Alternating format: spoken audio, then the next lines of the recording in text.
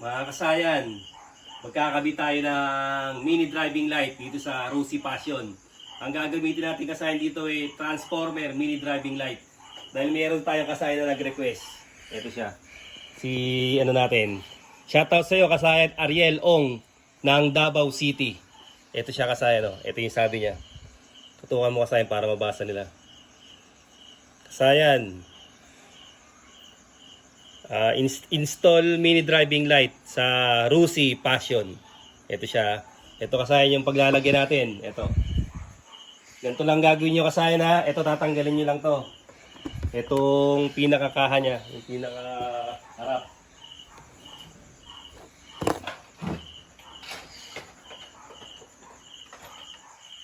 Ito na yung sinisikwat niya kasayan. Gagamitan niya para hindi siya nagagasgas. Dito sa kabilaan lang siya.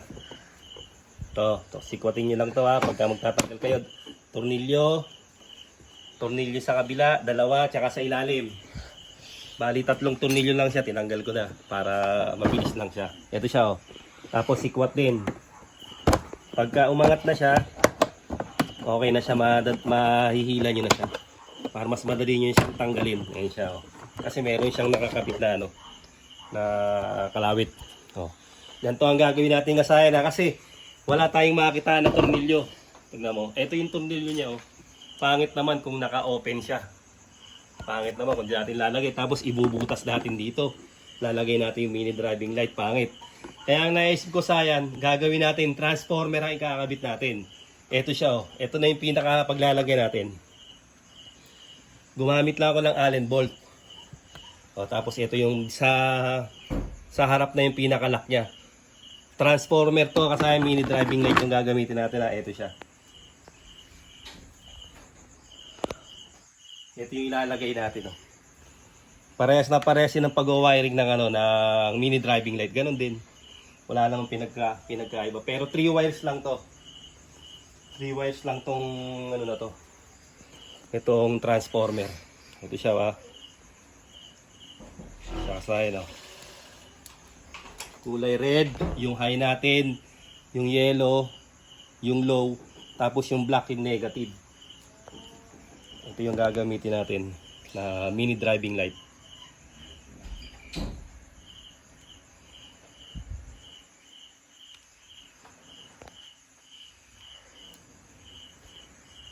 Sasaya na. Ito maglalagay tayo dito ng negative. Gagamit tayo ng I-terminal. Mag-I-terminal tayo dito. Meron naman tong paglulusutan. Papalusutin natin yung pinaka ano niya, 3-way switch.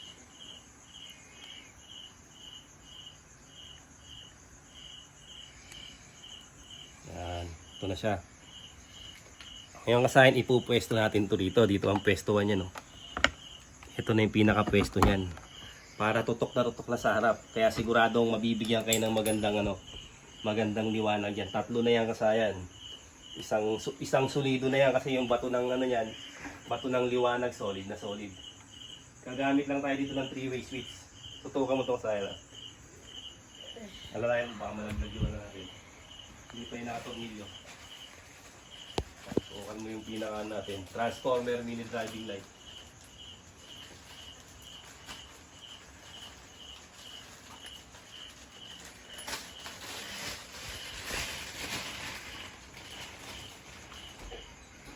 Yung gagamitin natin kasayan na 3-way switch ha. Kadalasan na magiging pwesto lang nito kasayan dito. Kaliwat kanan siya, pwede kayong mamili kalinman sa dalawa na yun. No? Sa inyong side mirror. Pwedeng dito, pwedeng dito. Yan. Depende sa sa pwesto na nyo. Yan pag ganyan. Yan siya kasayan ha. Sa may salamin. Kung bumabangga dito, pwede kayo maglagay ng washer. Ng washer kung meron siyang pinagbabanggaan. Para umangat siya. Siya kasahin. No?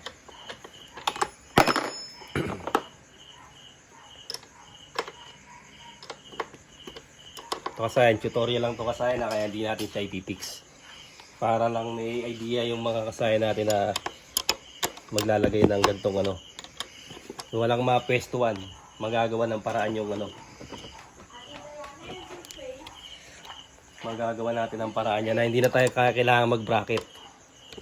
Transformer gagamitin natin. Hindi lang dalawa, kundi tatlo. Pasok na pasok naman sa ano yan kasi walang huli yan. Kahit dalawa pang ganyan, kaya lang wala naman pagpupwestuhan.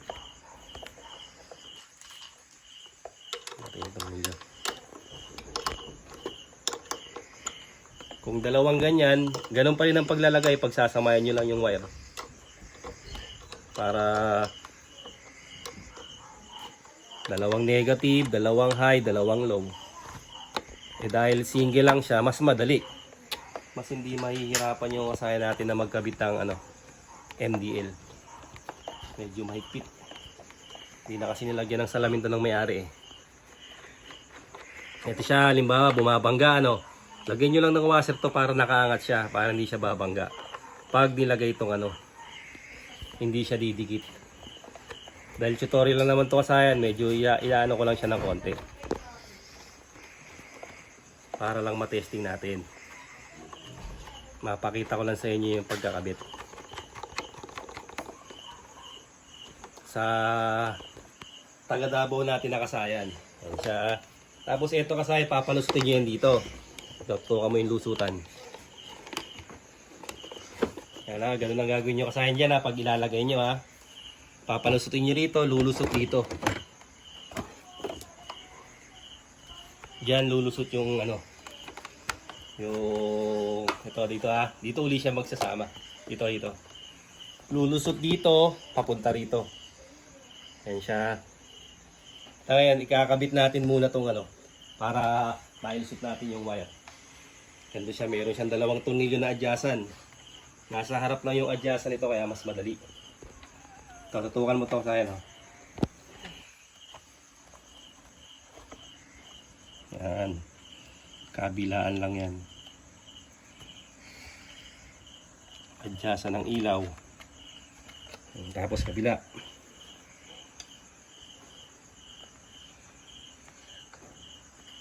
Dito yung pagtataas baba niyo yung yung ilaw. Kung mataas ibababa niyo lang siya. Luwag konti lang. Hindi niyo na kailangan tanggalin yung tornilyo, konting luwag lang. Yung kaya na siyang higpitan. Mga MDL naman pag kuha kayo may kasama namang may libre naman tong panglock. Ayan siya Tapos dito siya lulusot. Ito. Yan. Lulusot sa rito.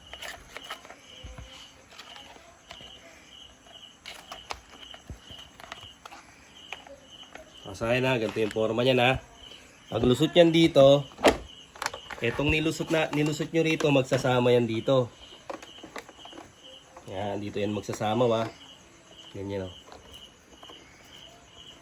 Ganyan siya kasayan Eto, dito to nakalusot sa sa loob Para pag nilagay nyo, wala siyang babagan. Nakapasok to kasayan Nakapasok. Kasi hindi na natin dulutukan ng wire to kasayan kasi tutorial lang naman siya.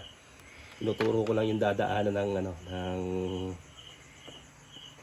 ating wire. Siya, negative lalagay natin sa body ground. Lalagay tayo dyan ng I terminal.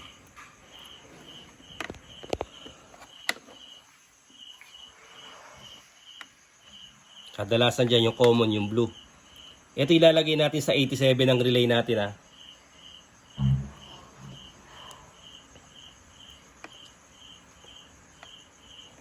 Kung wala pang 87 ng relay, accessory wire. Kaya lang dahil tatlo yan, maaring malakas sa yan. Sa battery yan, kaya kailangan natin ng relay dyan. Number 87 ng relay.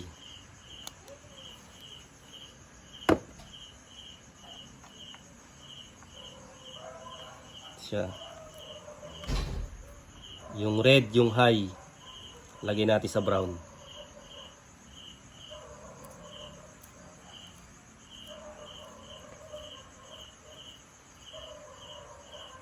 Tapos yung black, yung low, lalagay natin sa low, sa dilaw.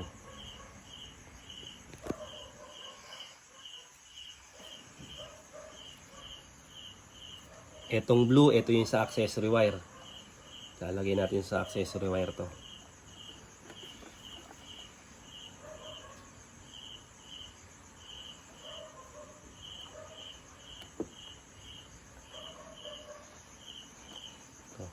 Duduktungan ko lang to kasayan ng wire, tapos maglalagay ako dito ng e-terminal. Babalikan namin kayo. Ito na kasayan, nalagay na natin yung body ground. No? Ito yung body ground natin. Ilalagay natin sa kulay black. Black ng ating mini driving light. Ito siya. Tapos ito, okay na yung formation natin kasayan. Kung baligtad yung high and low nyo, baligtarin nyo lang tong kulay brown ng 3-way switch at saka itong kulay black. Tapos ito yung common natin, kulay blue. Kulay blue ha. Tandaan nyo kasi, lagyan nyo ng relay pag ganito ang gagamitin yung transformer. Kasi malakas to sa battery kasayang kasi double blower siya. Double yung blower niya. Ito, pakita mo yung sa likod niya. Ayun. Ayan siya kasayang na dalawa yung blower. Tapos tatlo siya. So, ngayon kung magtatanong kayo kasi kung malakas, talagang malakas kasi nakatumbok na kagad sa harapan yung ilaw. Siya kasi na yung kulay dilaw, yung low ilalagay natin sa black. Tapos yung high, yung red ilalagay natin sa brown. Tapos yung kulay blue ilalagay natin sa sa number 87 ng relay. Kaya kung magkakabit ka ng gantong MDL, ipa-power up mo na. Para siguradong solido yung kuryente ng iyong motor. Ito nakasaya natin, testing na natin. Hindi mo na natin siya ikakabit. Ito siya. Siya ba? Ito kasaya yung natin. Ito yung low. Ito yung high. Dito ka sa kabila para makita naman nila yung liwanag. Ayan siya. Ito lang kasi kasaya para matumbo ko sa inyo. Ayan, yung high, yung low. High, low. Ganun siya kasayang kaliwanag. Ito siya ngayon. Pagka iyuyuko nyo siya, yuko nyo lang sa luwag konti lang. Madali siyang i-adjust. Tapos kasayan yung pinaglagyan nito, wala kayong iintindihin, napakatibay. Ito, tutok mo yung pinaglagay niya kasi napakatibay kasi may tornilyo pa sa ilalim to. Meron pa tayong tornilyo. Ito, turo mo yung ayan. May tornilyo pa sa ilalim to kasi kung sasabihin yung uga-uga, hindi siya uga-uga kasayan. Hindi lang kasi natin matesting kasi na siya, 10 oras na ng gabi kasayan. Kaya hindi na natin siya matesting. Ayan siya. Pero yan, solidong-solido na yan kasayan. Ganun lang kasayan yung pagkakabit ng transformer, mini driving light sa Rusi Passion. Sa request ng kasayan natin na si Kasayan Ariel Ong ng Davao City. Hanggang dito na lang mga kasayan. Salamat sa panonood.